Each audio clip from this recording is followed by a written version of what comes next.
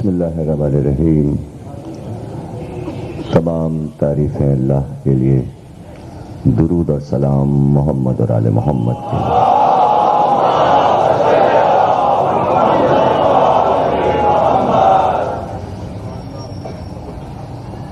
سید اصغر علی kidney کے عارضے میں مبتلا ہیں، ان کے لیے دعا کیجیے کہ حضرت عباس باب الحوائج کے صدقے میں اللہ انہیں صحت عطا فرمائے۔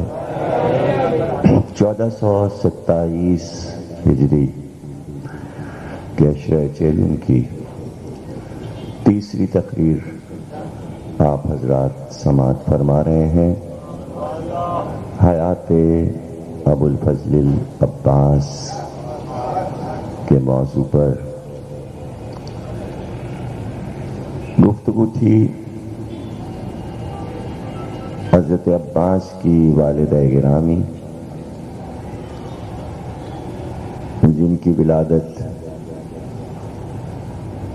6 ہجری میں ہوئی اور 13 جمادی الثانی 64 ہجری میں تقریباً 52 برس کی عمر میں مدینے میں انہوں نے وفات پائی، اور سید الساجدین علی بن الحسین آپ کے چوتھے امام نے نماز جنازہ پڑھائی اور اپنے ہاتھ سے دفن کیا جنت البقیع میں۔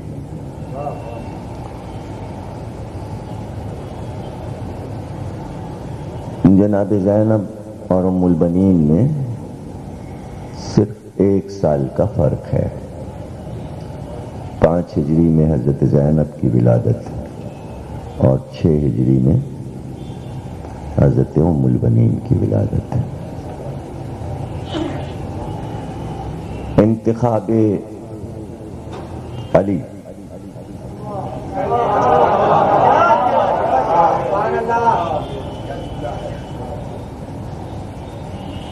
گویا انتخاب خدا۔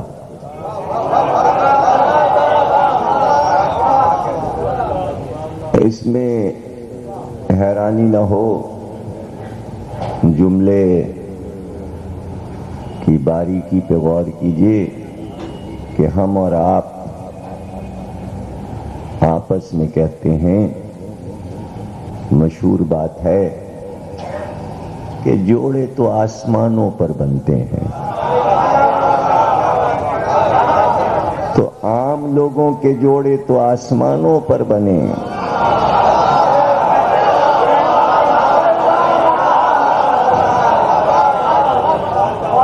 اور جو آسما صفت ہوں تو ظاہر ہے کہ ان کے جوڑے عرش اعظم پر بنیں گے۔ اگر ہمارے آپ کے جوڑے آسمانوں پر بنتے ہیں،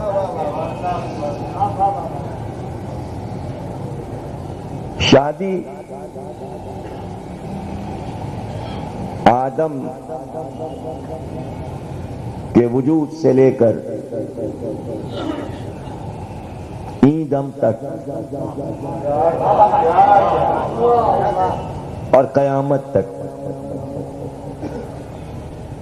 سلسلہ رہے گا۔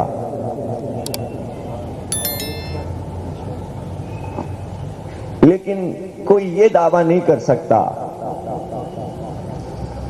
کہ ہم شادی کس مقصد کے تحت کر رہے ہیں، بس شادی کر رہے ہیں۔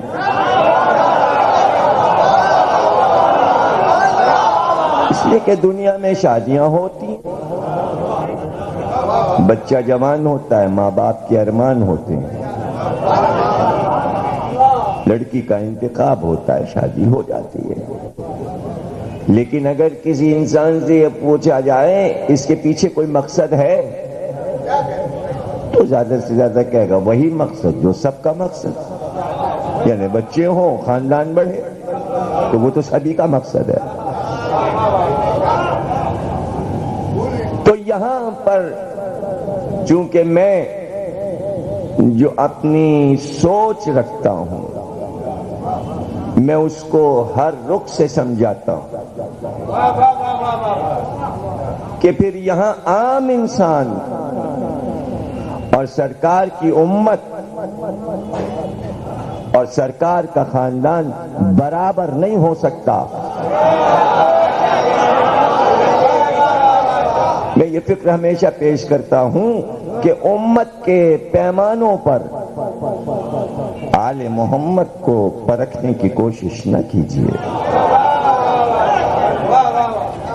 اور کبھی ایسا بھی نہ ہو کہ جو فقہ، جو قانون آپ کو دیا گیا ہے بنا کر جس پر قیامت تک مسلمانوں کو چلتے رہنا ہے، وہ قانون آپ کے لیے ہے، آپ کو اس کی پابندی ہے. تو جو حکم ہم کو ہے ان احکامات پر آپ نبی کو نہیں ناپ سکتے. آپ یہ نہیں کہہ سکتے ہمارے لیے یہ حکم ہے تو نبی نے یہ کیوں نہیں کیا، ایسا کیوں نہیں کیا، امام نے ایسا کیوں نہیں کیا. یہی گناہ شمار ہوگا کہ ہم بعض لوگ اس مسئلے کو جانتے نہیں ہیں، اس لیے نادانی میں سوالات کرتے ہیں. پیغمبر نے ایسا کیوں کیا، امام نے ایسا کیوں کیا، اس لیے کہ آپ اپنے آئینے میں انہیں دیکھنے کی کوشش کر رہے ہیں.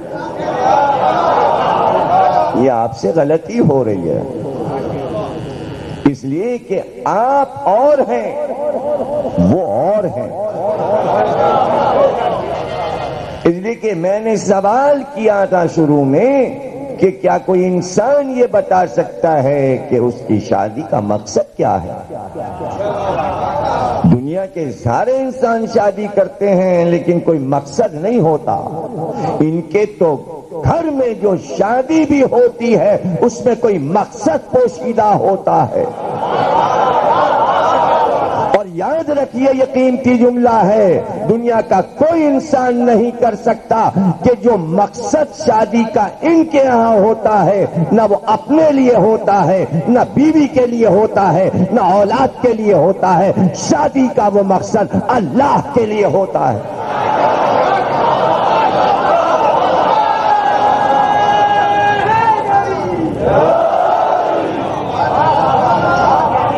اس لیے اللہ کی مرضی پیش نظر ہوتی ہے، اللہ کی مرضی پیش نظر ہوتی ہے. جو نبی ہوگا اور جو شادی کرے گا مرضی الہی سے کرے گا، اس لیے کہ اس کا ہر عمل اللہ کی مرضی کے تابع ہے.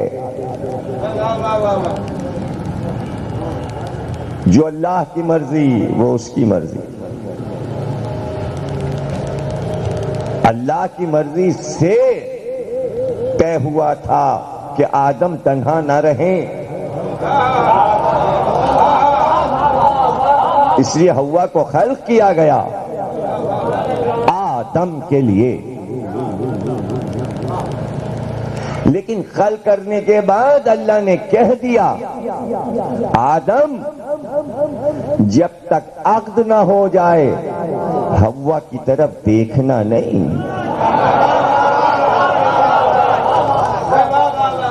عقد ہو گیا، اللہ نے عقد پڑھ دیا آدم اور حوا کا، اور پھر ارشاد ہوا، اللہ نے کہا آدم حوا کا مہر ادا کرو.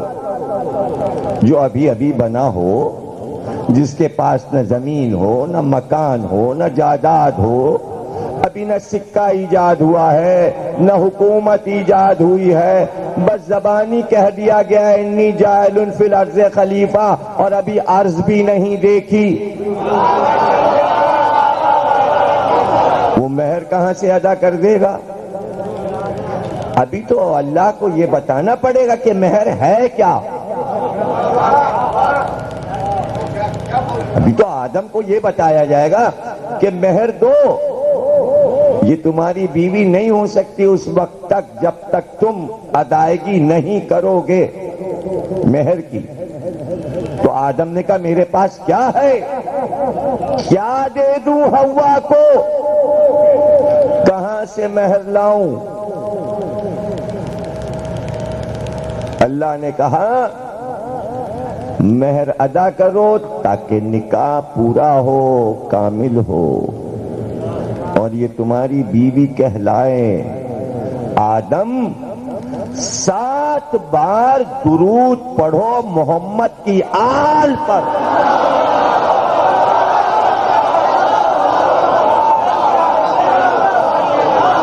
اب میں آپ سے پوچھوں, میں کہہ چکا آدم کے پاس تھا کیا؟ اللہ نے مہر آسان کر دیا کہ اس کی ادائیگی آدم کے لیے آسان ہو گئی. اب جتنی انسانیت پیدا ہوئی حوا کے مہر پر, درود آل محمد پر ہوئی. اب کوئی درود سے پھر جائے تو آدم کی اولاد نہیں ہے.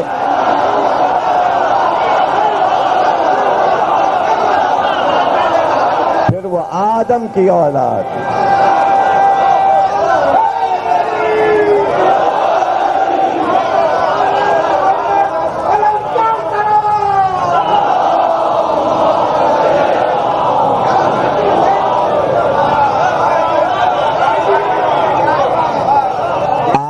یہ نہیں پوچھا کہ درود کسے کہتے ہیں اور درود کیسے پڑھا جاتا ہے.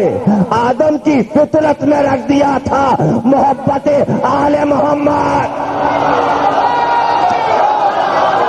اب جملہ دے رہا ہوں, اگر محبت آل محمد نہ ہوتی تو نبوت ہی نہ ملتی.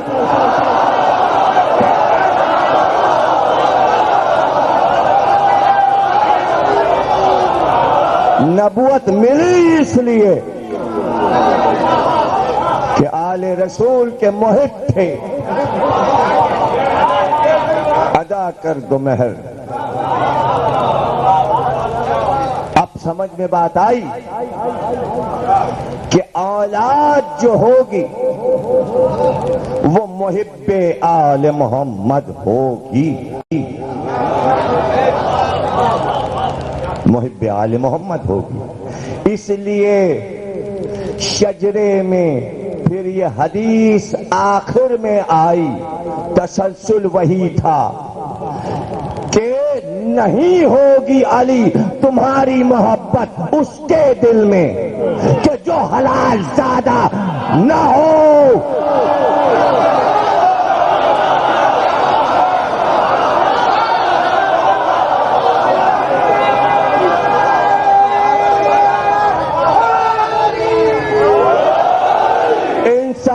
کے لہو میں اس کے علی دوڑا دیا آدم کے عہد سے.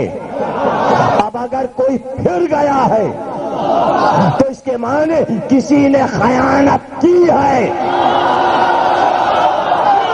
لہو میں خیانت ہوئی ہے.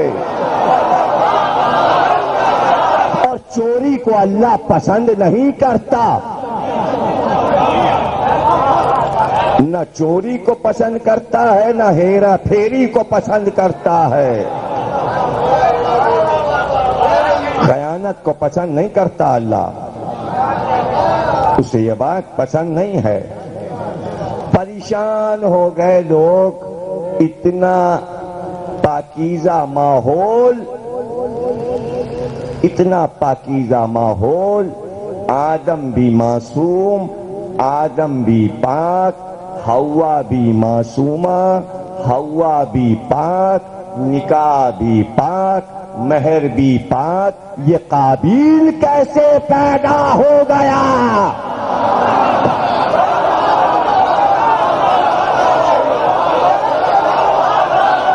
یہ قابیل کیسے پیدا ہو گیا؟ اس دن کے لیے اللہ نے کہ آدم کے یہاں قابیل پیدا نہ ہونے پائے, آدم سے کہا تھا ادھر جانا ادھر جانا ادھر جانا مگر ادھر نہ جانا.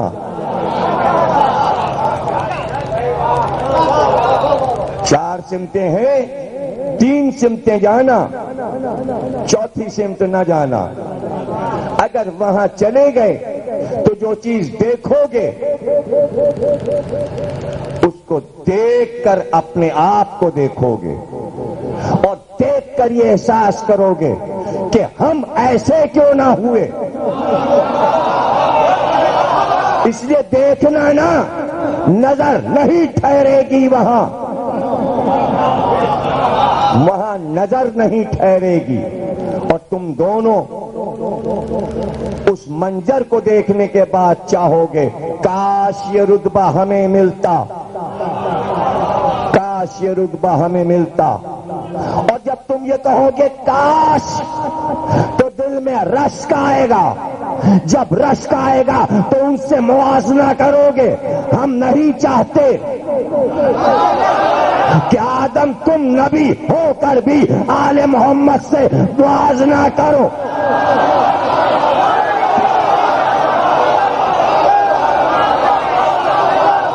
تمہیں ہم نے ان کے نور کا امانت دار بنایا ہے، نور کا امانت دار بنایا ہے. لیکن اس طرف دیکھو گے تو وہ مجسم نظر آ جائیں گے. تم ان کے حسن کو دیکھو گے تو پھر اپنے حسن کو دیکھو گے، ان کے پیکر کو دیکھو گے تو پھر اپنے پیکر کو دیکھو گے. تم یہی سمجھ رہے ہو کہ تم سے اعلیٰ و اشرف ہم نے کسی کو نہیں بنایا، لیکن جسے اعلیٰ اور اشرف بنایا ہے اسے غیب میں رکھا ہے تاکہ تم دیکھو نہ. ابھی وہ وقت نہیں آیا کہ پردہ ہٹے، اس لیے ابھی پردہ نہ ہٹانا. ہماری اجازت سے پردہ ہٹے گا جب ہم چاہیں گے کہ اپنے خزانے کو ظاہر کریں. ہم نے چاہا کہ ہم ظاہر ہو جائیں، چھپے ہوئے خزانے کو سامنے لائے. آدم اس سے پہلے پردہ ہٹا کے خزانہ دیکھنے کی کوشش نہ کرنا. اگر دیکھ لیا تو دل میں رشک آئے گا، رشک آئے گا تو رشک کی حدیں حسد سے مل جائیں گی. اور حسد تم میں نہیں رکھا ہم نے، لیکن وہ ایک حاسد ہے جو تم سے حسد کر چکا. اب وہ یہ چاہے گا کہ چونکہ اس نے حسد کیا ہے تو یہ مادہ تم میں پیدا کرے. اس سے بچتے رہنا. اس لیے ہم نے آدم کو بتا دیا تمہارا دشمن وہ ہے.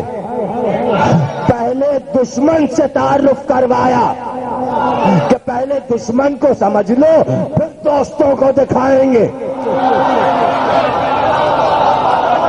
ابھی تو کورس ختم نہیں ہوا، تم دشمن کو نہیں سمجھے. آدم نے دشمن کو سمجھنے میں کچھ دیر کر دی، دیر کر دی، اور وہ سرایت کر کے جنت میں آ گیا. اس کا مقام تھا، راستے اسے معلوم تھے، اذن سارے مل چکے تھے، پابندیاں ابھی لگی نہیں تھیں، عرش کے دروازے اس پر بند نہیں ہوئے تھے، بزم الہی سے نکالا گیا تھا، دربار خاص سے نکالا گیا تھا. ایسے نہیں سمجھیں گے آپ. نبی اگر کسی کو اپنے گھر سے نکالے تو مدینے سے نہیں نکالا، شہر سے نہیں نکالا، عرب سے نہیں نکالا، جنت سے نکالا ہے، اس جگہ سے جو اس کا خاص دربار ہے. شہر میں تو گھوم رہا ہے، شہر میں تو گھومتا پھر رہا ہے، گلیوں میں تو گھوم رہا ہے.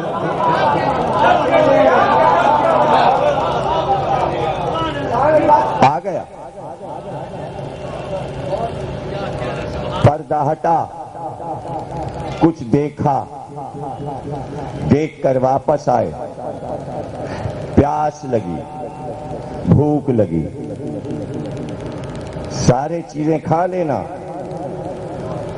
اس باغ سے نہ کھانا. کھا لیا. اس کے کھانے کا اثر یہ ہے کہ 2 بیج ملے. بھائی میں اس سے زیادہ نہیں سمجھا سکتا. گندم کا بیج چلا، ادھر حسد کا بیج چلا۔ جب حسد اور گندم کا سنگم ہوتا ہے تو قابیل پیدا ہوتا ہے۔ کچھ بھی نہیں سمجھے آپ؟ پھر سنیے، جب حسد اور گندم ملتے ہیں تو قابیل پیدا ہوتا ہے، یعنی قاتل پیدا ہوتا ہے۔ اس لیے علی نے ساری زندگی گندم نہیں کھایا۔ عباس عباس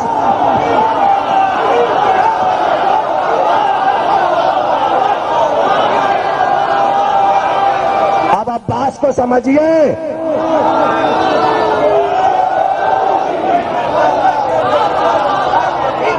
یہ ہے عباس۔ رشتہ وہ رکھا جسے سوتیلا کہتے ہیں۔ قابیل حابیل کا سگا بھائی تھا، لیکن گندم اور حسد مل چکے تھے۔ یہاں نہ حسد تھا نہ گندم تھا۔ عباس حسین کے سوتیلے تھے، مگر سگوں سے بڑھ گئے۔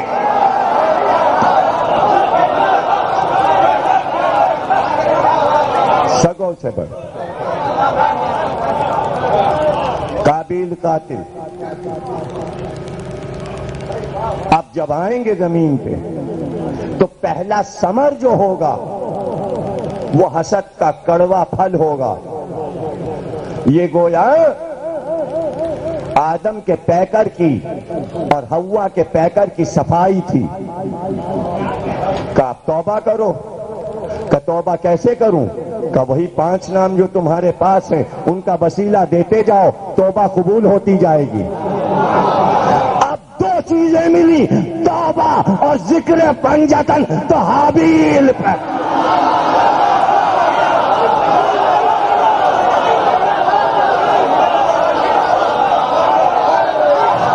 جہاں توبہ ہے اور ذکر پنجتن ہے۔ توبہ کے معنی ہے خوف الہی، جہاں خوف الہی ہے اور ذکر پنجتن ہے وہاں مظلوم ہوتا ہے۔ جہاں حسد اور شیطان ہے وہاں قابیل قاتل ہوتا ہے۔ دونوں آدم کی اولاد۔ آپ بھی آدم کی اولاد ہو، آپ بھی آدم کی اولاد ہو، اور آپ کے اماموں کے روزے جو گرا رہا ہے وہ بھی آدم کی اولاد ہے۔ نہیں، دونوں آدم کی اولاد، لیکن فرق ہے۔ یعنی ایک بنی ہوئی چیز خوبصورت لگ رہی ہے، اچھی لگ رہی ہے۔ حابیل کا قصہ کوئی سمجھا نہیں پاتا، اس لیے کہ دونوں نبی کے بیٹے ہیں۔ چونکہ اول روز تھوڑا سا رخ بدل دیا، رکا تو کہیں سے کہیں بات اتنی دیر میں موقع مل گیا نا سوچنے کا، ورنہ کمپیوٹر تو مسلسل چل رہا ہوتا ہے، موقع کہاں ملتا ہے سوچنے کا۔ وہ 2 منٹ مل گئے، اس لیے موقع مل گیا کہ کچھ اور بھی بتا دوں آپ کو۔ اول روز ایک تجرباتی دنیا سے پہلے نبی کو گزارا کہ ذرا دیکھ بھال کے چلنا، بیٹا قابیل جیسا بھی ہوتا ہے، بیٹا حابیل جیسا بھی ہوتا ہے، اور نسل میں نبوت کو بچانا ہے۔ اس لیے احتیاط لازم ہے۔ آدم اب بچوں کو بتاتے رہنا، نسل میں نبوت جانی ہے، ذرا شادی دیکھ بھال کے کریں۔ کچھ کہنا ہے؟ شادی دیکھ بھال کے کریں۔ یہ تو حوا ہمارے جنت کی ماحول کی پلی تھی، تمہاری فضا اور حوا کی فضا ایک ہی تھی، لیکن اب فضائیں بدلیں گی، ملک بدلیں گے، سمتیں بدلیں گی، قومیں بدلیں گی، رنگ بدلیں گے، رنگتیں بدلیں گی، نسلیں بدلیں گی، عادتیں بدلیں گی، اعتبار بدلیں گے۔ کہیں دوریاں ہوں گی، کہیں قربتیں ہوں گی۔ کوئی کسی دریا کا پانی پیے ہوگا، کوئی کسی دریا کا پانی پیے ہوگا۔ تو ذرا دیکھ بھال کہتے رہنا، آدم دیکھ بھال دیکھ بھال۔ تو دوسری منزل بھی آ گئی، نوح سے کہا ٹھیک ہے شادیاں تم نے کئی کر لی ہیں، اب یہ ظاہر ہے کہ یہ تمہارے اپنے بچے ہیں۔ اعلان کرنا پڑا علی کو، اللہ کو اعلان کرنا پڑا نوح کے لیے، بیوی تمہارے اہل میں سے نہیں ہے، اور بھی شادی کرنے دے اللہ میاں، بیاہ کے لانے دے۔ اب گھریلو معاملات میں بھی تو بار بار بولے گا تو کیا دنیا کے سارے انسانوں کے شادی شدہ جوڑوں کے معاملات میں تو قیامت تک بولتا رہے گا؟ کہ نہیں، سب کے معاملے میں کیوں بولیں گے؟ یہ ہماری ہدایت کے گھرانے ہیں، یہاں بولیں گے، بار بار بولیں گے، تو اتنا عتاب بیوی پر کیوں ہے؟ اتنا غصہ نوح کی بیوی پر کیوں ہے کہ قرآن میں لکھ کے قیامت تک کے لیے ڈال دیا کہ نوح کی بیوی کافرہ تھی، سرکش تھی، آیت میں ڈال دیا، سورہ تحریم میں ڈال دیا، کئی جگہ ذکر کر دیا۔ کیا اس لیے ذکر کر دیا کہ سرٹیفکیٹ عورت کو دے دیتے ہیں تاکہ پھر بچے جو ہیں وہ پھر کوئی دعویٰ نہ کر سکیں؟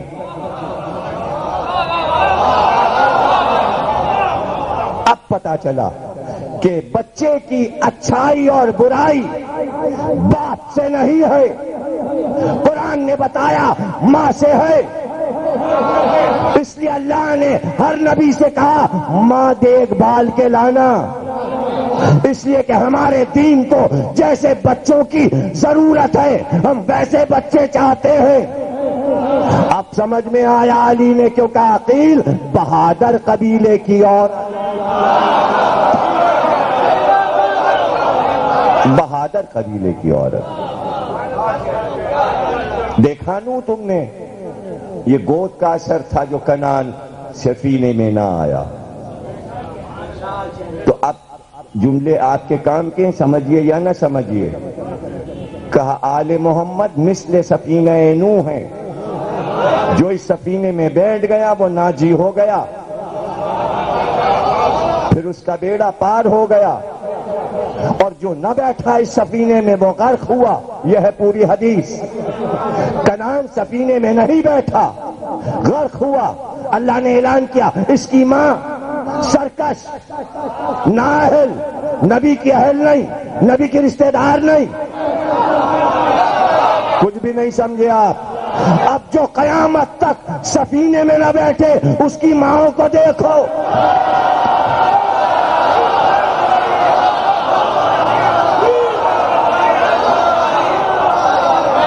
ماں کو دیکھو۔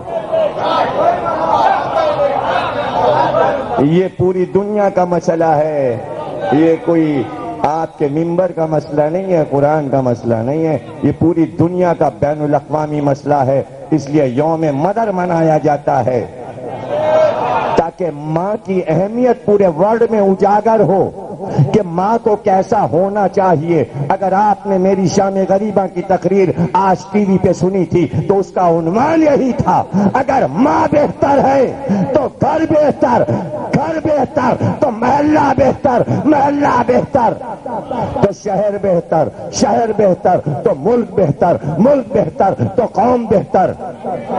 پورا ملک، پوری قوم، پوری تہذیب ایک ماں بناتی ہے۔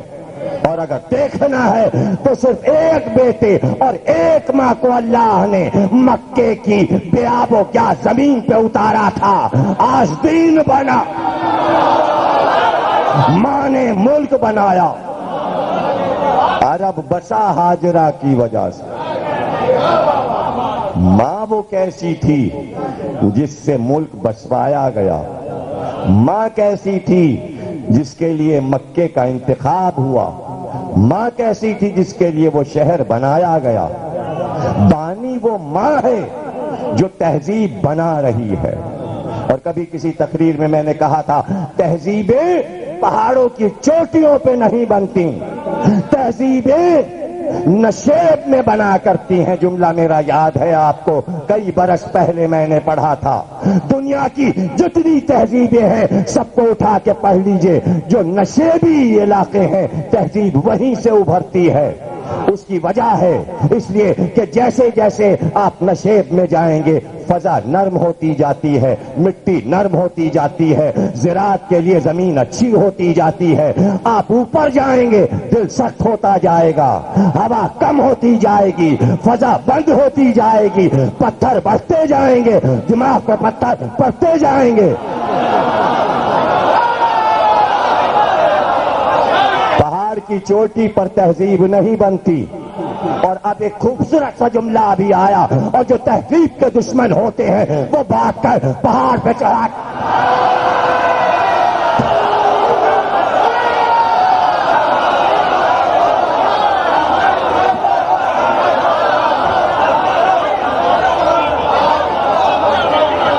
مکہ جہاں کعبہ بنا ہے, جب آپ جائیں حج کرنے آپ چلیں خانہ کعبہ کی طرف, کہیں سے آپ کو نہیں نظر آئے گا. کیوں؟ اس لیے کہ وہ گہرائی میں ہے, کنویں میں ہے, گھاٹی میں ہے. پورا مکہ اونچا, چونکہ دو پہاڑیوں کے بیچ میں جو نالا بہتا ہے برساتی پانی کا اسے گھاٹی کہتے ہیں, اسے وادی کہتے ہیں. وادی بنتی اس طرح ہے کہ دو پہاڑیوں کے بیچ میں جب برساتی پانی بہتا ہے تو مٹی کو کاٹ کے گہرائی میں ایک وادی بناتا ہے. کعبہ وہاں بنا ہے جہاں صفا مروہ کے درمیان میں ایک گھاٹی اور وادی بن چکی تھی. وہاں اتارا ہاجرہ کو, دو پہاڑیوں کے بیچ میں وادی میں دوڑی. دوڑنا تہذیب کا عمل بن گیا. ایک پہاڑی سے دوسری پہاڑی تک منزل بنی. کیوں؟ دو پہاڑیوں کے بیچ میں منزل کیوں بنی کہ ہاجرہ ادھر سے ادھر جائیں؟ اس لیے کہ جب آدم کو اتارا تو صفا پہ اتارا, جب حوا کو اتارا تو مروہ پہ اتارا. عربی میں اور عبرانی میں مروہ عورت کو کہتے ہیں, صفا آدم کا خطاب تھا, آدم صفی اللہ. اس لیے ایک پہاڑی آدم کے نام سے ہوئی, ایک حوا کے نام سے ہوئی. ہاجرہ نے پہلا نبی اور اس کی زوجہ کے درمیان اپنے سفر کو تمام kar کے بتایا کہ نبی کی بیوی نبوت سے باہر نہیں.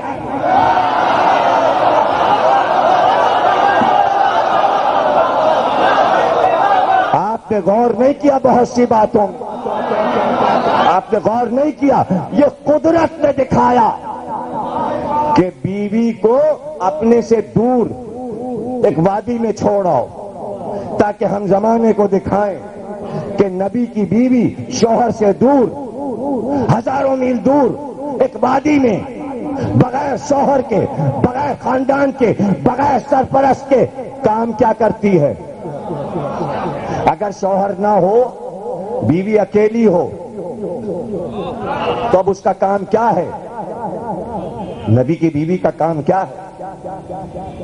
یہ دکھایا قدرت نے کہ دیکھو نبی کی بیوی جب بالکل اکیلی ہو اور شوہر پاس نہ ہو اور گھر سے دور ہو, گھر سے باہر ہو, گھر بھی نہ ہو لیکن صرف ایک بیٹا ہو, تو وہ کرتی کیا ہے؟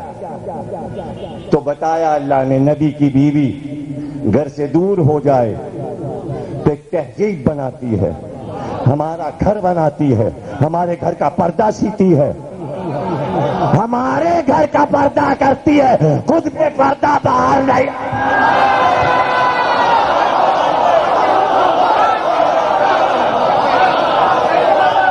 ہمارے گھر کو پردے میں ڈھانپ دیا ہاجرہ نے, تو ہم نے آج تک غلاف کعبہ ہٹوائے ہے ہی نہیں, چونکہ ہاجرہ کے ہاتھ کا سیاہ ہوا تھا. تو اب جو اللہ کے گھر کا پردہ کر دے, اللہ اس کا کتنا پردہ کرے گا.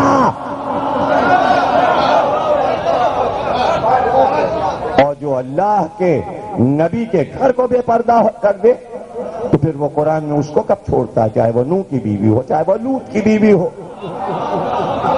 تو انتخاب ایسا ہو, نظر ہو اللہ کی. ہاں ہاشم ٹھیک ہے بچے ہیں، لیکن ہم یہ چاہتے ہیں کہ مدینے کے سردار اوس و خزرج کے مالک اور بڑے سرتاج بادشاہ کی بیٹی سلمہ سے تمہارا عقد ہو۔ کہاں پتہ چلا ہاشم کو؟ کیا وہی آ رہی ہے؟ نہیں، سو رہے تھے عرفات میں، جہاں حاجی ٹھہرتے ہیں، ایک پہاڑی چٹان پر۔ رات میں خواب دیکھا جیسے کوئی کان میں پکار رہا ہے، مدینے جاؤ، مدینے جاؤ۔ یہ جو تمہاری پیشانی سے نور اٹھ کر آسمان تک جاتا ہے، تم جو خواب میں لیٹے دیکھ رہے ہو اس نور کو آسمان تک جاتے، یہ نور پیشانی سے جدا نہیں ہوگا، حالانکہ 4 بیٹے ہو چکے تمہارے یہاں۔ سلمہ سے عقد کرو۔ ہاشمیوں کو بتایا، بارات چلی، ہاشم مدینے آئے، سلمہ سے عقد ہوا اور کہہ کے چلے بیٹا ہوگا، ہم شام جاتے ہیں فلسطین تجارتی سفر پر، بیٹا ہو تو دادیال پہنچا دینا اس بچے کے چچاؤں کے پاس۔ بیٹا ہوا، ماں نے نام شیبہ رکھ دیا، اس لیے کہ جو پیدا ہوئے تو کالے بالوں میں ایک سفید بال نظر آیا، سفید بال نظر آیا، عربی میں شیب کہتے ہیں بڑھاپے کو۔ تو کہا بیٹا تم تو پیدا ہی بوڑھے ہو گئے، سفید بال پہ شیبہ نام رکھ دیا۔ اور کیا پورا نام رکھا؟ شیبۃ الحمد، صرف شیبہ نہیں، اس لیے کہ بہت عرب میں شیبہ ہوں گے، اس لیے بچے کا نام رکھا شیبۃ الحمد، حمد کرنے والا شیبہ، ماں نے نام رکھا۔ 10 برس کی عمر میں بیٹا جناب مطلب کے ساتھ آیا، چونکہ مطلب لائے تھے اس لیے عبد المطلب مشہور ہوئے۔ مالک ہوئے عرب کے، سرتاج، کعبے کے مالک۔ حکم الہی سے شادی ہوئی، شادیاں عبد المطلب نے بھی کی، لیکن جب حکم الہی سے فاطمہ مخزومیہ سے کیا تو ابو طالب اور عبداللہ پیدا ہوئے۔ حکم الہی سے عبد المطلب نے عبداللہ کی شادی آمنہ سے کی تو محمد پیدا ہوئے۔ حکم الہی سے عبد المطلب نے ابو طالب کی شادی فاطمہ بنت اسد سے کی، اپنی بھتیجی سے عبد المطلب نے شادی کی تو کون پیدا ہوا؟ جیسے ہی نصف نور ملا نصف نور سے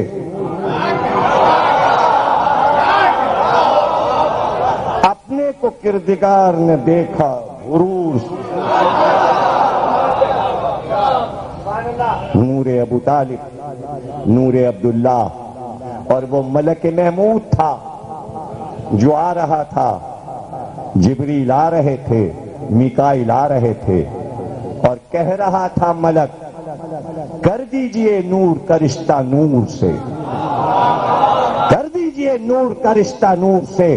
کل رات آسک پر دل بادل کے پردے پڑے تھے، کہکشاں کی محفل سجی تھی، چاند بھی مہمان تھا، سارے ملائکہ مقربین تھے۔ منبر نور پر راحیل ملک نے خطبہ پڑھا، جوابی عقد کا خطبہ اللہ نے پڑھا۔ محفل سجی تھی، رات بڑی دھوم سے عقد ہوا ہے۔ نہ ایسی شادیاں دیکھیں، نہ ایسے بیاہ ہوئے، نہ ایسی شادیاں دیکھیں، نہ ایسے بیاہ ہوئے۔ اللہ خدا نے عقد پڑھا، انبیاء گواہ ہوئے۔ خدا نے عقد پڑھا، انبیاء گواہ ہوئے۔ خدا نے عقد پڑھ دیا، انبیاء گواہ ہوئے ہیں۔ آپ بھی مسجد میں علی کا عقد فاطمہ کے ساتھ پڑھ دیجئے، وہی خطبہ جو راحیل نے عرش پہ پڑھا تھا، پیغمبر نے مسجد نبوی میں پڑھا۔ کہاں اولین و آخرین میں ایسی شادی ہوئی، ایسی بی بی علی کی جو فقر حوا، فقر سارا، فقر ہاجرہ، فقر آسیہ، فقر سپورہ، فقر زلیخا، فقر مریم، فقر مادر موسیٰ، جو سیدہ نساء العالمین اولین و آخرین کی، جو بطول عذرا، جو انسیہ ہورا، جو طاہرہ، جو طیبہ، جو عابدہ، جو زاہدہ، اس پر جو بی بی بیاہ کر آئے گی تو اس کا رتبہ بھی تو کچھ بلند ہو. اس لیے علی نے کہا قیل ایسی عورت ڈھونڈو. ساری محنت اس جملے کی، یہ تمیز تھی میرے بھائی.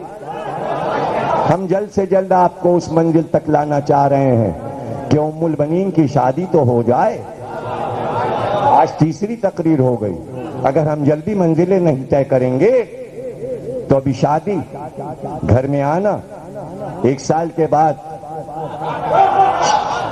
آفتاب کے گھر میں مہتاب کا اترنا، اور پھر ان کا جوان ہونا، پھر ان کی شجاعتیں، پھر ان کی وفاداریاں، پھر ان کا حسن، ان کی وجاہت. موضوع بڑھتا جائے گا، موضوع کھلتا جائے گا، آپ کے دل کی کلیاں کھلتی جائیں گی. آپ اپنے دل کے ان کلیوں کے پھولوں کو عباس کے قدموں میں نچھاور کرتے جائیں گے اور درود پڑھتے جائیں گے. ہمارا ممدوح ابا، جس کی ماں ام البنین عقیل کسی بہادر قبیلے میں، یا علی آپ خود بہادر ہیں، آپ کا بہاب بہادر، آپ کا بھائی محمد بہادر، آپ کا دادا بہادر، آپ کا پردادا بہادر. کوئی ایسا بھی آپ کے گھر میں ہے کہ جو بہادر نہ ہو؟ بلکہ حدیث رسول یہ ہے، سن لیجئے حدیث رسول، اور یہ بار بار حدیث آپ کو کام آتی رہے گی آنے والی تقریروں میں. فرمایا کہ اگر اللہ پوری دنیا کو نسل ابو طالب میں پیدا کر دیتا تو کائنات میں کوئی بزدل نہ ہوتا.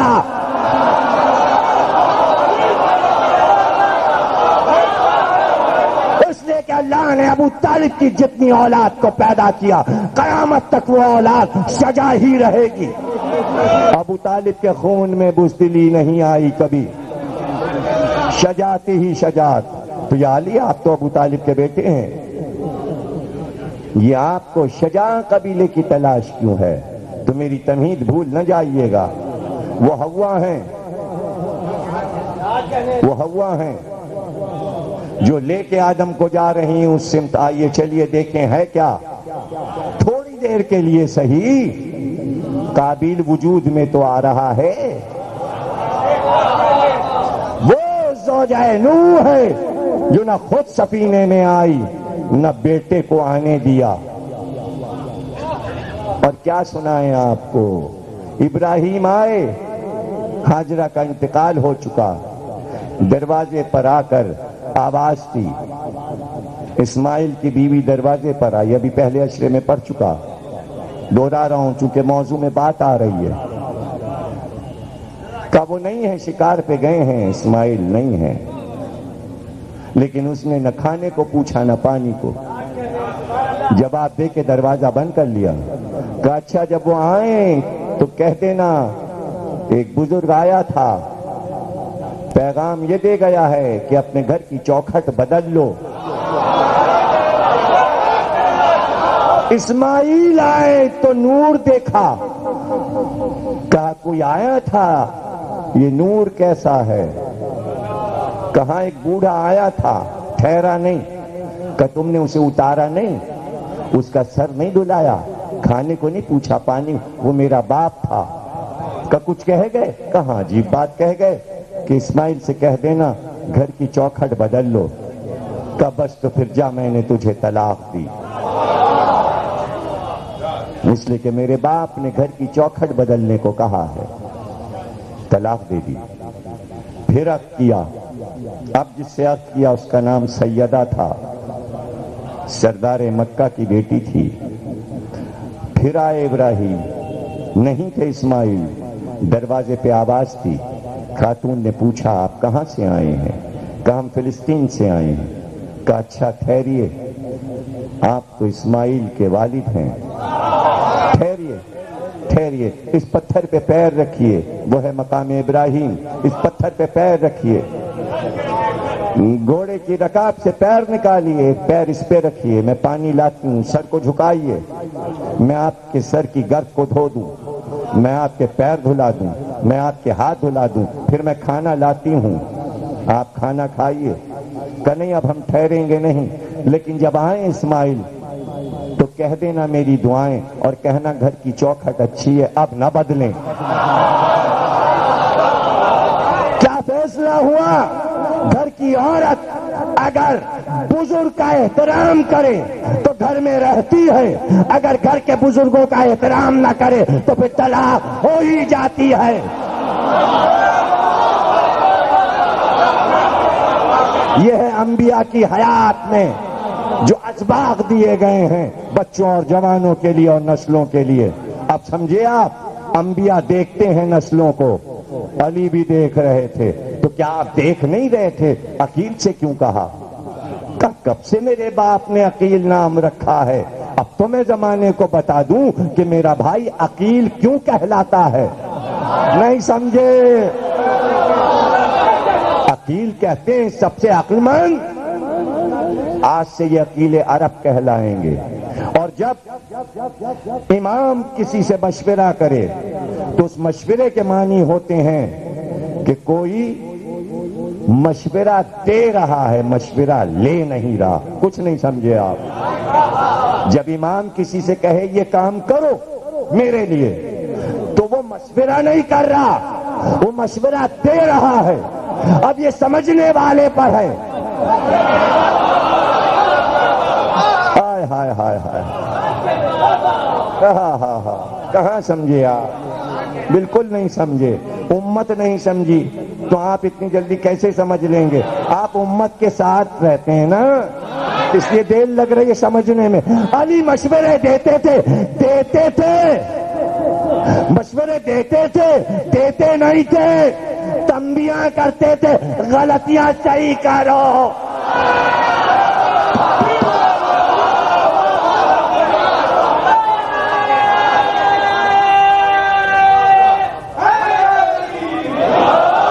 یہ تو امام کا کرم ہے، عقیل بہادر قبیلہ، تاکہ اس سے جو بیٹا ہو، اس عورت سے جو بیٹا ہو، وہ میرے حسین کے کام آئے۔ عقیل نے کچھ دیر کے لیے سوچا، شادی پیغمبر کے گھر ہوئی تھی علی کی، تو مجھ سے کب پوچھا تھا علی نے؟ مجھ سے کب پوچھا تھا؟ حالانکہ باپ کے بعد میں بڑا بھائی تھا، ابو طالب کی جگہ تھا میں، لیکن مجھ سے تو نہیں پوچھا۔ لیکن عقیل یہ کہہ ہی نہیں سکتے، اس لیے کہ عقیل تھوڑی اس وقت بڑے بھائی ہیں۔ جب سیدہ کی شادی ہوئی، علی کے بڑے بھائی تو محمد ہیں، عقیل سے بڑے تو وہ ہیں۔ عقیل کی مجال کیا ہے کہ اس بڑے بھائی کے سامنے بول سکیں،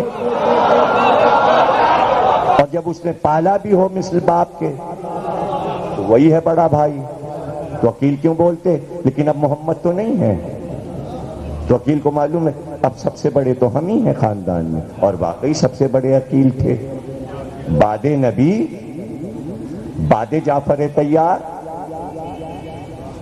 اب تو بنی ہاشم میں سب سے بزرگ عقیل ہیں، تو کیوں پوچھا؟ تو عقیل سوچنے لگے کیوں پوچھا، بات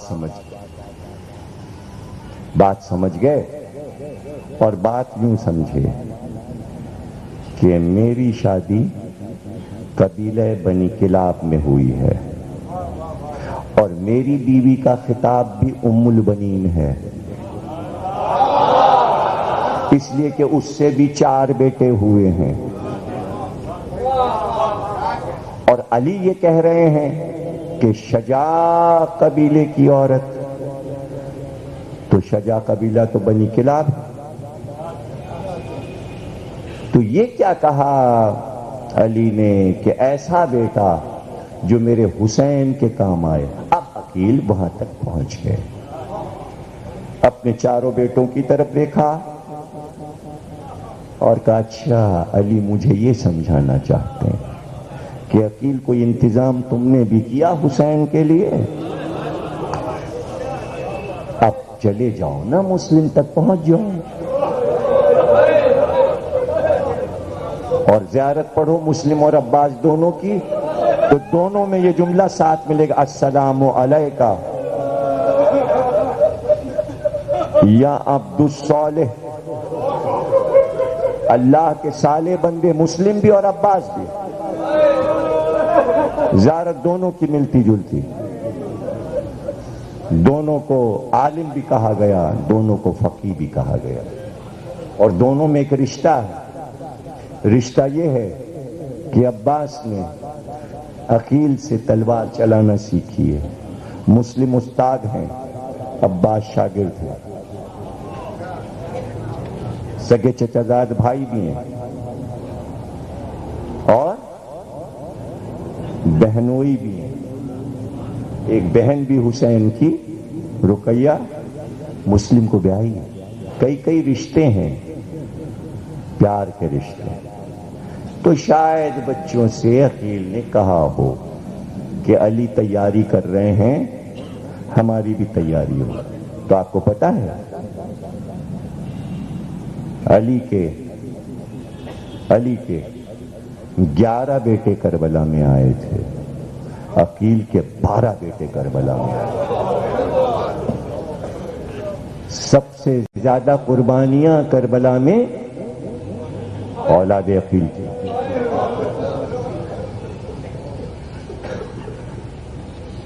عقیل سمجھ گئے کہ آپ عقد کیجئے فاطمہ کلابیہ بنت حزام سے۔ اچھا اب یہ بتا دیجئے کہ صاحب یہ ہو گئے 11:15، تو 15 منٹ کے مصائب پڑھوں یا شادی آج پڑھ دوں ام البنین کی، یا کل سننا چاہتے ہیں؟ کب؟ تو مطلب آج شادی مکمل کر دوں یا کل دوسری قسط میں شادی پڑھوں اور آج تقریر یہیں پہ روک دوں؟ سب لوگ کہاں بول رہے ہیں؟ ہاں سب لوگ کہاں بول رہے ہیں؟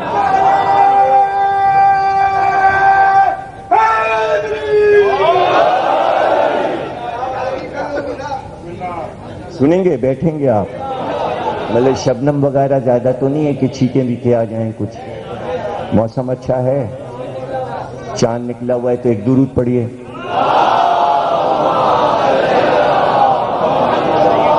ہوا ٹھنڈی چل رہی تھی، مقام جا فضا تھا، درخت کی شاخیں ہل رہی تھیں، 14ویں کا چاند آسمان پہ مسکرا رہا تھا۔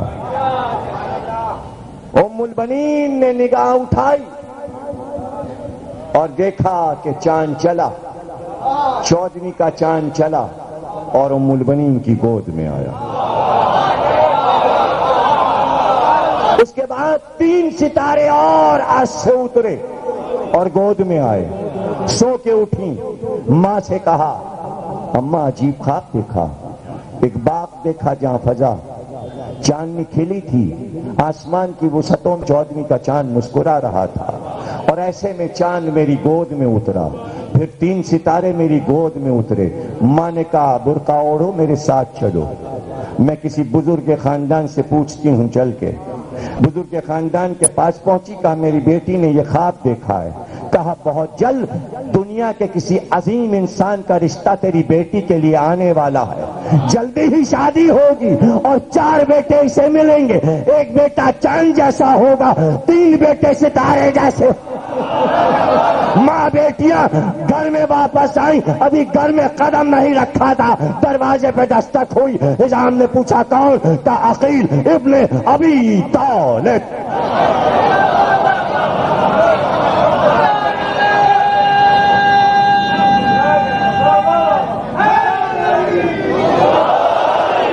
سرتاج عرب کے بیٹے، امیر عرب کے بیٹے، کیسے آنا ہوا؟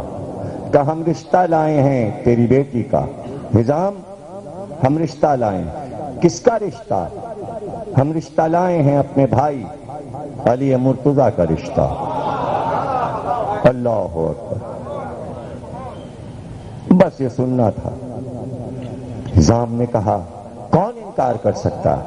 ایسے رشتے کے لیے، اور بے اختیار کہا پیغمبر کا داماد، پیغمبر کا داماد اب میرا داماد بنے گا،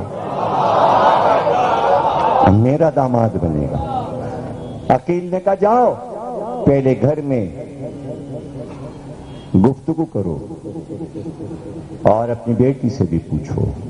حزام گئے، سمامہ خاتون جو ام البنین کی والدہ، تفصیلات سب کتاب میں موجود ہے، میں نے بہت مختصر سنایا اور ابھی کتاب سے ایک چیپٹر آپ کو سناتے ہیں، اور شادی ہم سنائیں گے آپ کو تاریخ سے نہیں، تاریخ سے ہم نے لکھی ہے اس میں فارسی سے بھی عربی سے بھی ترجمہ، لیکن ہم آپ کو شادی سنائیں گے جو مرزا دبیر نے لکھی ہے،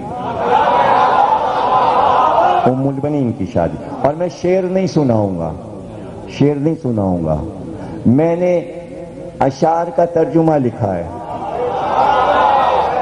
اور یہ دیکھیے گا کہ میں نے شاعری کو نثر کیسے بنایا، اور یہ میں آپ کو بتا دوں کہ شعر کو نثر بنانا سنت پیغمبر ہے، اس لیے کہ اللہ نے قرآن میں کہا ہم نے اپنے حبیب کو شعر کا علم نہیں دیا، سورہ یاسین میں ارشاد وَعَلَّمْنَاهُ الشِّعْرَ يَنبَغِي لَهُ، ہم نے اپنے پیغمبر کو شعر کا علم نہیں سکھایا، اس کو ہم نے شاعری نہیں سکھائی، تو سرکار نے کبھی زندگی میں شعر نہیں پڑھا، اس لیے کہ زبان پہ شعر آ ہی نہیں سکتا تھا، وہ علم اللہ نے دیا ہی نہیں نبی کو۔ لیکن جب کہتے تھے کسی سے، صحابی سے یا علی سے، کہ فلاں فلاں شاعر جو عرب میں گزرا ہے اس کا فلاں شعر ہم کو سناؤ، وہ بڑا اچھا اخلاقی شعر تھا، ہم سننا چاہتے ہیں، تو آپ کیسے بتاتے؟ شعر تو پڑھ نہیں سکتے تھے، اس لیے شعر کی نثر بنا کے کہتے علی یہ والا شعر سناؤ۔ شعر کو نثر بنانا سنت پیغمبر ہے، اس لیے میں نے شعر بھی لکھ دیے کہ جسے شاعری پسند ہے وہ پڑھ لے، جسے نہیں پسند نہیں سمجھ میں آتی تو وہ میری نثر پڑھ لے، اور نثر پڑھ کے پھر دبیر کو اور انیس کو پڑھ لے تو سمجھ میں آ جائے گا۔ عجیب بات یہ ہے کہ یہ مرثیہ دبیر نے اپنے انتقال سے 6 مہینے پہلے لکھا، اور جو آخری مرثیہ لکھا وہ حضرت عباس پہ لکھا، آخری مرثیہ، اور ابھی مرثیہ پورا نہیں ہوا تھا، مصائب تک نہیں پہنچے تھے کہ انتقال ہو گیا، اس لیے یہ مرثیہ مرزا دبیر کا بڑا یادگار ہے۔ لیکن اگر آپ کہیں گے تو کل ہم وہ شعر سنا دیں گے، لیکن جن لوگوں نے کتاب لے لیے ان کے لیے پھر کیا، وہ تو پڑھ ہی لیں گے، ہم آپ کو نثر سناتے ہیں جو ہم نے اشعار سے بنائی ہے کہ شادی کیسے ہوئی۔ اب یہ نثر سنا رہے ہیں جو شعروں سے میں نے نثر بنائی ہے۔ مرزا دبیر کہتے ہیں حضرت ام البنین کے والد گرامی حزام کلابی کے یہاں جب حضرت علی علیہ السلام کا پیغام پہنچا، حضرت ام البنین کی والدہ سمامہ کلابیہ نے خوشی کے عالم میں اپنے شوہر سے پوچھا کیا رسول اللہ کا داماد اور وسیع میرا داماد بنے گا؟ حزام نے کہا مبارک ہو، ہاں علی اب ہمارے داماد ہوں گے۔ وہ علی، بات کیسے جلدی سے ختم ہو جائے، ہاں وہ علی جو شاہ حلقہ ہیں، خواجہ قمبر ہیں، دوش پیغمبر پہ جن کو معراج ہوئی ہے، دنیا کے عظیم شہنشاہ سلیمان، سکندر، خاقان و قیصر ان کے محکوم ہیں۔ یہ دعوت جو ملے گی وہ دبیر کو جائے گی، ان کی روح کو، اس میں میری کوئی وہ نہیں ہے کہ آپ سمجھیں کہ میں داد دے رہا ہوں، یہ روح دبیر کو داد جائے گی۔ نام علی میں ایسی برکت ہے کہ گرتے ہوئے انسان بھی سمجھ جاتے ہیں۔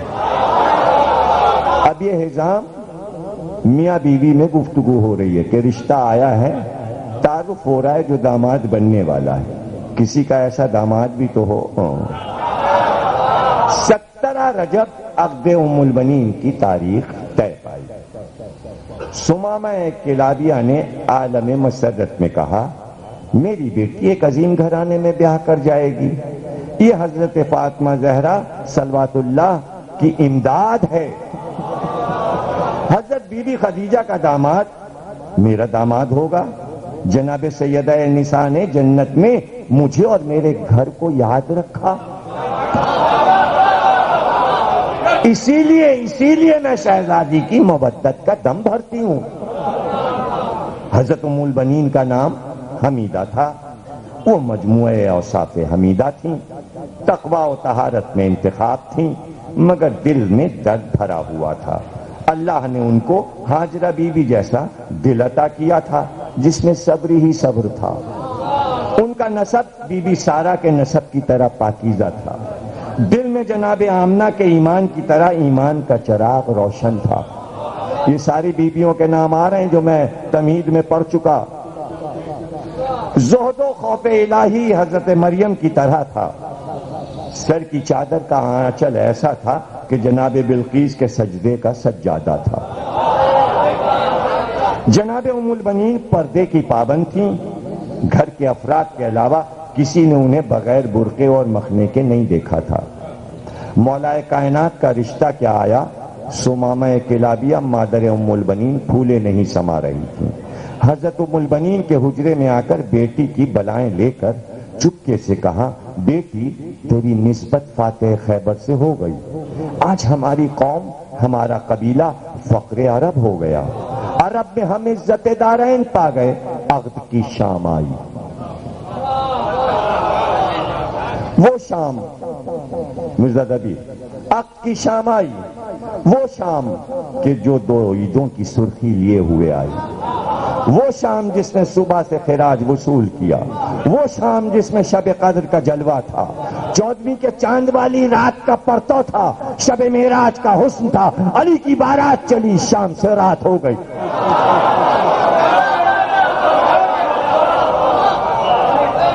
علی کی بارات چلی، شام سے رات ہو گئی۔ ام البنین کے گھر پر مہمانوں کا ہجوم ستاروں کا جھرمٹ معلوم ہوتا تھا۔ دلہن کو سجانے کے لیے سہیلیوں نے دلہن کو اپنے حلقے میں لے لیا۔ شادی کی شب کی رنگا رنگی نرالی تھی، آسمان نے شفق کا سرخ جوڑا پہنا اور مہنو آسمان کے کانوں کا گوشوارہ اور پاؤں کی پازیب بنا ہوا تھا، اور کہکشاں یوں معلوم ہو رہی تھی کہ جیسے آسمانوں کے بالوں کی چوٹی گوندی گئی ہو۔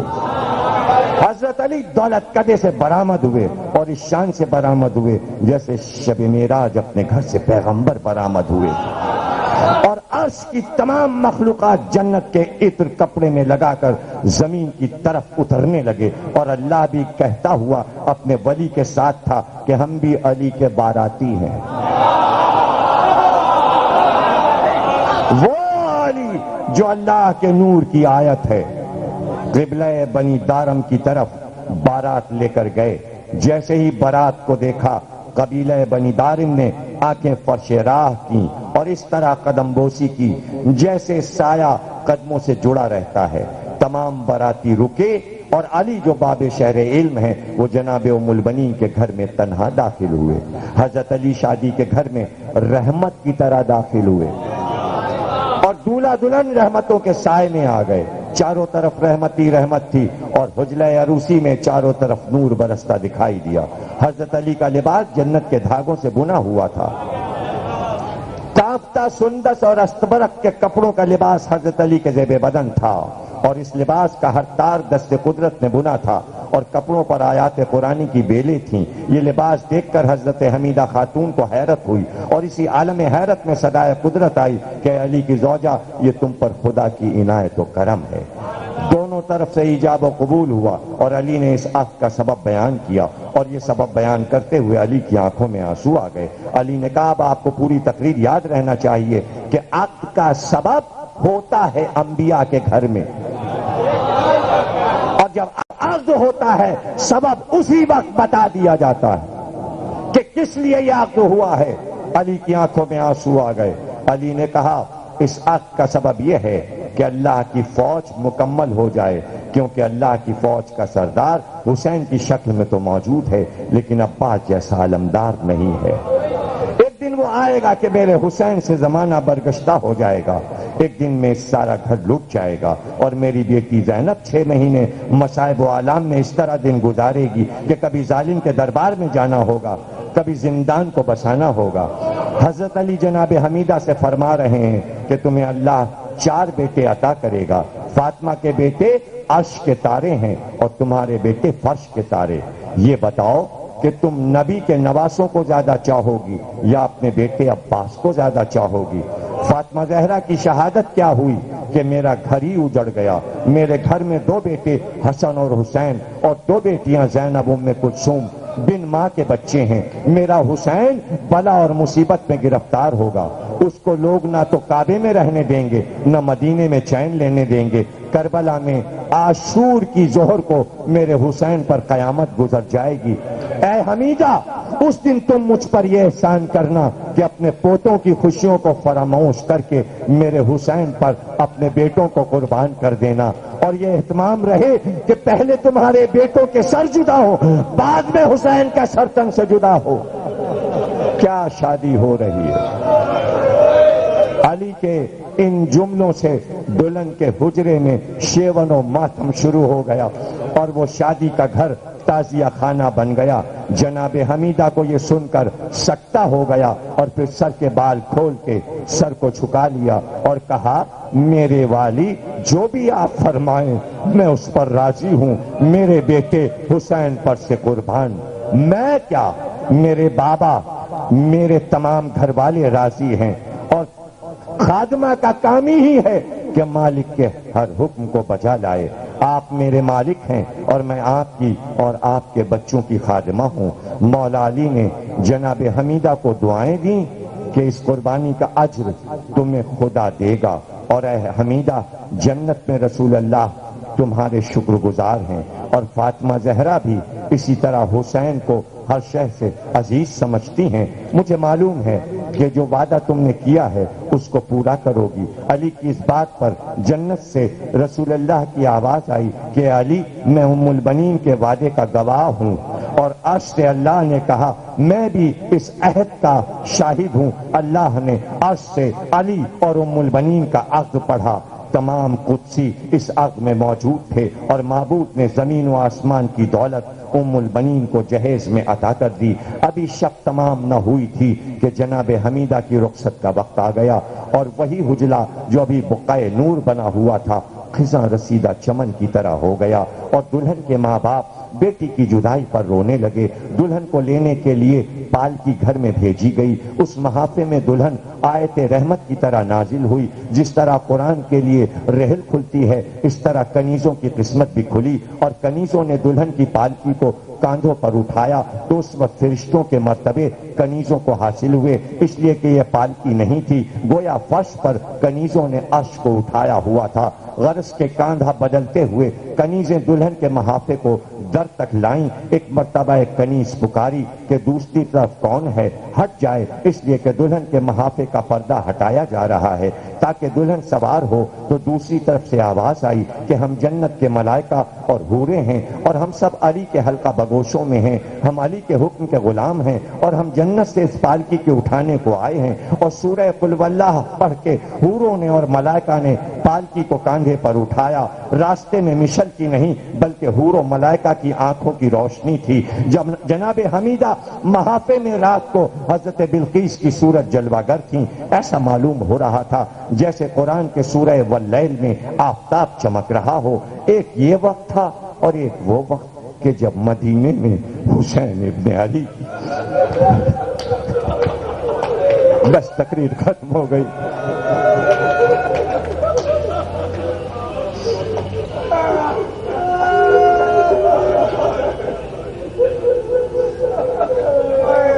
یہ جملے میں نے روک دیے، یہ میں سب سے آخر میں سناتا ہوں آپ کو، یہاں پہ روک کے اگلا پیراگراف پڑھتا ہوں۔ الغرض کنیزوں نے جناب حمیدہ کی سواری کو علی شاہ ولایت کے دولت قدے میں اتارا۔ بی بی حمیدہ نے گھر کی ویرانی دیکھی، بھر کے جناب زینب کو کلیجے سے لگا لیا، اور اس پر جناب زینب اور جناب حمیدہ کی گفتگو کا کیا بیان کیا جائے کہ جناب حمیدہ اپنے کو جناب زینب کی کنیز کہتی تھیں، اور جناب زینب جناب حمیدہ کو ماں کہتی تھیں۔ ایک مرتبہ حضرت علی کی نظر جناب حمیدہ کے بازو پر پڑی تو دیکھا ایک نورانی لوح جناب حمیدہ کے بازو پر بندھی ہے، اس پر باریک اور واضح نقش قدرت کے دستخط تحریر تھے۔ حضرت علی نے جناب حمیدہ سے پوچھا تمہیں معلوم ہے یہ کیا ہے؟ جناب حمیدہ نے فرمایا کہ مولا جس شب یہ آپ کی کنیز پیدا ہوئی اسی شب میری ماں کو یہ آواز آئی کہ ہاں خبردار ہو جاؤ کہ تمہاری یہ بیٹی علی کے گھر کا چاند بنے گی، یہ بیٹی حسین کے علمدار کی ماں بنے گی۔ تو حضرت علی نے کہا وہ ہماری آواز تھی۔ جناب حمیدہ نے خوش ہو کے کہا کہ یہ راز آج مجھ پر کھلا کہ وہ آپ کی آواز تھی۔ اللہ نے ولادت کے وقت ہی ایک وعدے سے ممتاز فرمایا اور یہ لوح میرے سرہانے سے دستیاب ہوئی، اور اب میری یہ دعا ہے کہ میری پیشانی پر یہ بھی تحریر لکھی ہو کہ یہ کنیز حسین ابن علی پر اپنی اولاد کے ساتھ قربان ہو جائے۔ اب وہ جملہ پڑھتا ہوں جو مرزا دبیر نے یہاں پر کہا ہے، اور شاید اسی پر میں تقریر کو ختم کر دوں۔ جو لوگ کتاب پڑھیں گے تو اس میں ایک مرثیہ ہے میر مونس کا، اور وہ مرثیہ آپ پڑھیں، وہ اردو ادب کا شاہکار ہے، اور وہ مرثیہ ایسا مرثیہ ہے کہ جیسے جیسے آپ پڑھتے جائیں گے آپ کو ام البنین کی معرفت حاصل ہوتی جائے گی۔ اور مونس نے یہ کمال کیا ہے کہ وہ حال مدینے کا جو کتابوں میں نہیں ملتا، لیکن مونس نے اس طرح لکھا ہے اور ایسا مطلع دے دیا ہے کہ دنیا کے ادب میں ایسا مصرع آج تک نہیں کہا گیا۔ جس دم جہاز آل پیمبر ہوا تباہ، یعنی جناب فاطمہ کا گھر ہوا تباہ۔ یہ مرثیہ ضرور بچوں کو پڑھائیں، بیٹیوں کو پڑھائیں۔ لشکر سمیت صاحب لشکر ہوا تباہ، گل پڑ گیا کہ خانہ حیدر ہوا تباہ۔ عالم کا بادشاہ شہید آج ہو گیا، کنبہ رسول پاک کا محتاج ہو گیا۔ اور اس کے بعد قاصد کا مدینے پہنچنا۔ تو اس میں ایک بات دبیر اور مونس دونوں نے کہی ہے، اور اسی کو میں چاہتا ہوں کہ آپ دل کی گہرائیوں سے اگر سن لیں تو آج کے مصائب وہی ہو جائیں گے۔ اور یہاں پر دبیر نے جو بات کہی جس پہ میں نے تقریر کو روکا کہ جب ام البنین کا محاپا، دلہن کا محاپا شوہر کے گھر پہنچا تو وہ کہتے ہیں، دبیر کہتے ہیں کہ سواری سے اتری اور اتر کر سب سے پہلے چوکھٹ پہ سجدہ کیا۔ کنیزوں نے کہا بی بی یہ کیا؟ کہ یہ زہرا کی ڈیوڑی ہے، اس پہ ملک اترے ہیں، وہی آئی ہے۔ کس شان سے اتری گھر میں اور پھر سیدھے اس حجرے میں آئیں جہاں حسن حسین اور جناب زینب اور ام کلثوم تھیں۔ ہاتھ جوڑ کے کھڑی ہو گئیں اور کہا شہزادو، شہزادیوں، ماں بن کر نہیں آئی بلکہ میں خدمت کروں گی، کنیز بن کر آئی ہوں۔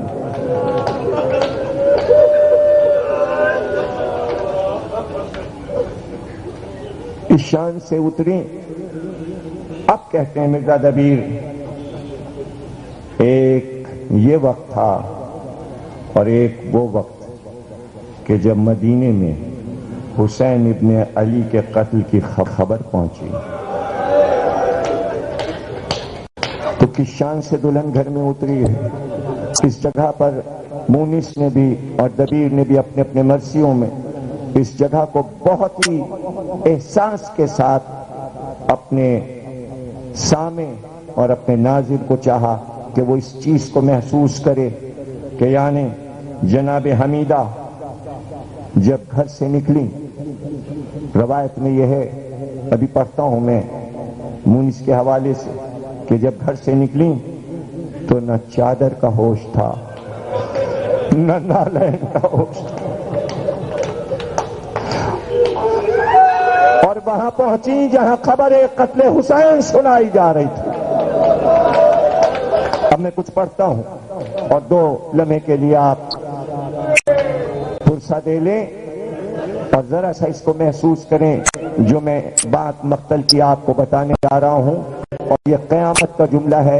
جب میں نے پہلی بار پڑھا تھا تو گھنٹوں میں سوچتا رہا بیٹھ کے، کیا ایسا بھی ہوتا ہے؟